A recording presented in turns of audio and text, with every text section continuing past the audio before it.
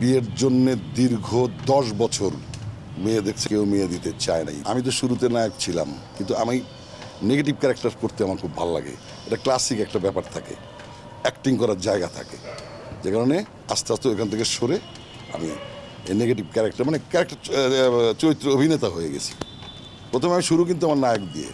আমাদের এক কলিগ, আপনারা চিনবেন, তমাল মাহবুব অভিনয় করে না, ও বিয়ের জন্যে দীর্ঘ 10 বছর মেয়ে দেখছে, কিন্তু যারাই শুনেছে যে অভিনয় করে কিংবা টেলিভিশনে অভিনয় করে, সিনেমায় অভিনয় করে, কেউ মেয়ে দিতে চায় নাই। দীর্ঘদিন ভোগার পর এই রিসেন্ট বছর 3 আগে সে বিয়ে করতে পেরেছে, এবং যে তার সহধর্মিণী হয়েছে এই ক্যামেরার সামনে, আপনাদের সামনে, তাকে আমি অসংখ্য ধন্যবাদ জানাই। তমাল মানুষ হিসেবে খুবই একজন ভালো মানুষ। এখন সে রিয়েলাইজ করতে পারছে আসলে পর্দার মানুষগুলি পর্দায় যেভাবে দেখা যায় আসলে সেইভাবে না, তারাও ভালো মানুষ। এটার জন্য কিন্তু আমরাও কিছুটা দায়ী, অস্বীকার করার জায়গা নাই।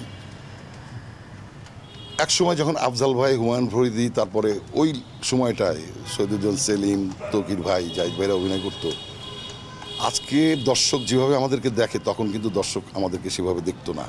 একদম শ্রদ্ধার জায়গা থেকে, ভালোবাসার জায়গা থেকে দেখতো, কারণ পরিবেশটা তখন ওরকম ছিল।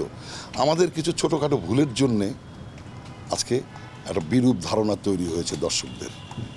কিন্তু আমি মনে করি মিডিয়া যারা কাজ করে, যারা অভিনয় করে, শিল্পী কিংবা মিডিয়া যারা, আপনারা সাংবাদিক, এরা অন্য অনেকের চেয়ে ভালো মানুষ।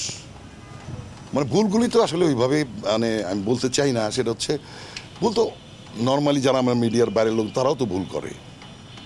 এগুলি এখানে আলোচনার বিষয় না। ভুল তো আপনিও বুঝতেছেন, আমিও বুঝতেছি। এই ভুলগুলো আমাদের মিডিয়ায় যদি একটু ছোট্ট ভুল হয়, সেটা বিশাল আকার ধারণ করে। হ্যাঁ, ওনারা এই করলো, পাশে যে আরেকজন করছে সেটা নিয়ে আলোচনা হয় না। দেশে দেশে সবার সাথে দ্য নিউজ।